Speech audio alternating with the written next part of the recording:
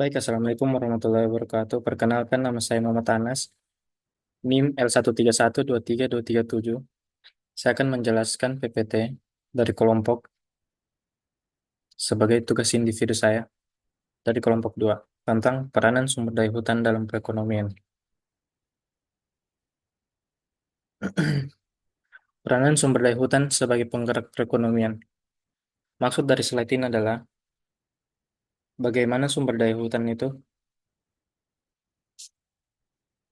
bisa menjaga, bisa menyediakan lapangan kerjaan bagi lapangan kerja bagi masyarakat di sekitarnya. Sumber daya hutan juga memiliki Sumber daya hutan juga memiliki peran yang sangat penting dalam perekonomian. Hutan bisa menyediakan berbagai macam barang dan jasa termasuk kayu, hasil hutan kayu, hasil hutan kayu, air, oksigen, serta jasa lingkungan. Selain itu, hutan juga bisa menjaga keseimbangan ekosistem. Peranan sumber daya hutan sebagai penggerak perekonomian. Penyedia kayu dan produk hutan.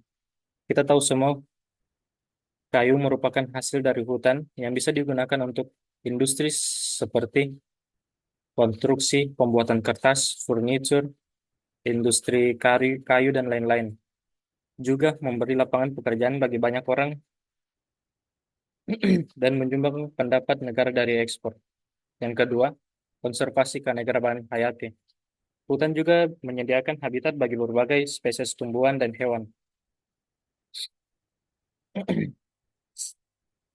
serta poin ini berkontribusi pada parasita alam seperti ekowisata yang dapat meningkatkan pendapatan daerah. Yang ketiga,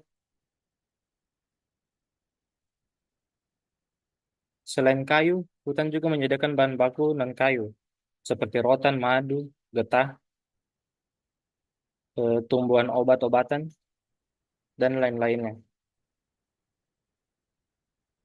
Produk produk ini dimanfaatkan oleh masyarakat lokal atau masyarakat yang tinggal di daerah hutan tersebut. Pengaturan iklim dan penyedia jasa ekosistem. Hutan berperan dalam penyerapan karbon dioksida sehingga membantu mengurangi dampak perubahan iklim. Mereka juga menjaga siklus hidrologi, mencegah erosi, dan menjaga kesuburan tanah yang secara tidak langsung mendukung produktivitas pertanian. Poin selanjutnya, mata pencarian masyarakat lokal. Maksudnya dari poin ini, hutan menjadi sumber mata pencarian bagi masyarakat adat yang tinggal di daerah hutan tersebut, yang bergantung pada hasil hutan untuk kehidupan mereka sehari-hari. Yang kedua ada ekonomi hijau. Sumber daya hutan dapat mendukung perkembangan ekonomi berkelanjutan. Dengan praktik pengelolaan yang baik, hutan dapat menjadi sumber pendapatan yang berkelanjutan tanpa merusak lingkungan. Peningkatan peran sumber daya hutan dalam perekonomian Indonesia dapat dilakukan melalui beberapa alternatif seperti pemanfaatan hasil hutan non-kayu seperti yang dijelaskan sebelumnya, mengembangkan produk hasil hutan non-kayu seperti rotan, madu, hutan, getah, dan tanaman-tanaman obat lainnya. Yang kedua, ada pengelolaan hutan berbasis masyarakat. Maksudnya memberdayakan masyarakat lokal untuk terlibat dalam pengelolaan dan pemanfaatan hutan.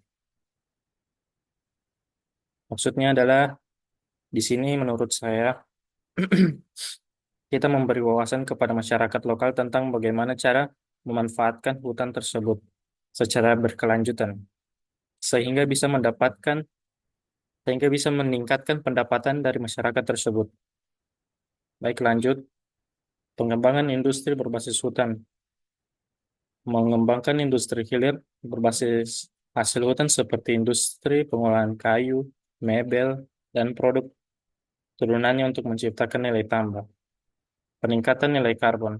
memanfaatkan skema perdagangan karbon atau trade untuk mendapatkan manfaat ekonomi dari penyerapan karbon yang sekaligus mendukung upaya mitigasi perubahan iklim. Baik, lanjutan agroforestry. Yang dimaksud agroforestry menurut saya adalah pengelolaan hasil hutan,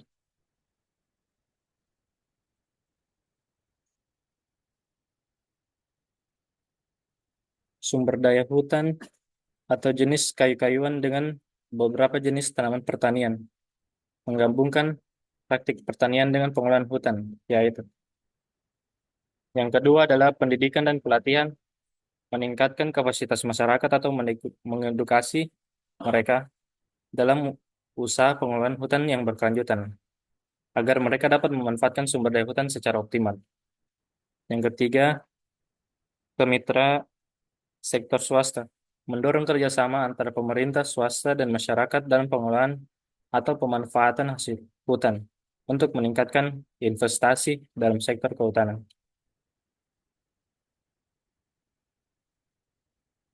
Kebijakan ekonomi makro memiliki dampak signifikan terhadap pengelolaan sumber daya hutan. Berikut ada beberapa hubungan antara kebijakan ekonomi makro dan sumber daya hutan. Kebijakan fiskal, subsidi dan insentif pajak yang diberikan oleh pemerintah untuk pengelolaan hutan yang berkelanjutan dapat mendorong investasi dalam konservasi reboisasi. Begitupun sebaliknya. Yang kedua ada kebijakan moneter. Tingkat suku bunga mempengaruhi investasi dalam sektor kehutanan. Suku bunga yang rendah dapat meningkatkan investasi dalam kegiatan seperti penanaman pohon atau pembangunan infrastruktur ramah lingkungan. Lanjutan, kebijakan perdagangan. Perdagangan internasional dapat memengaruhi penggunaan sumber daya hutan. Permintaan global terhadap produk kayu dan komoditas seperti kelapa sawit sering kali menyebabkan deforestasi besar-besaran. Kebijakan yang mendukung keberlanjutan seperti sertifikasi hijau dapat mengurangi tekanan terhadap hutan. Kebijakan nilai tukar. Fluk- Fluktuasi nilai tukar mata uang juga mempengaruhi perdagangan produk kehutanan. Jika nilai tukar menguntungkan ekspor kayu dan produk terkait bisa meningkat, sehingga meningkatkan eksploitasi sumber daya hutan. Lanjutan, kebijakan investasi. Investasi dan industri yang menggunakan lahan seperti perkebunan atau tambang seringkali berpengaruh langsung terhadap penurunan luas hutan.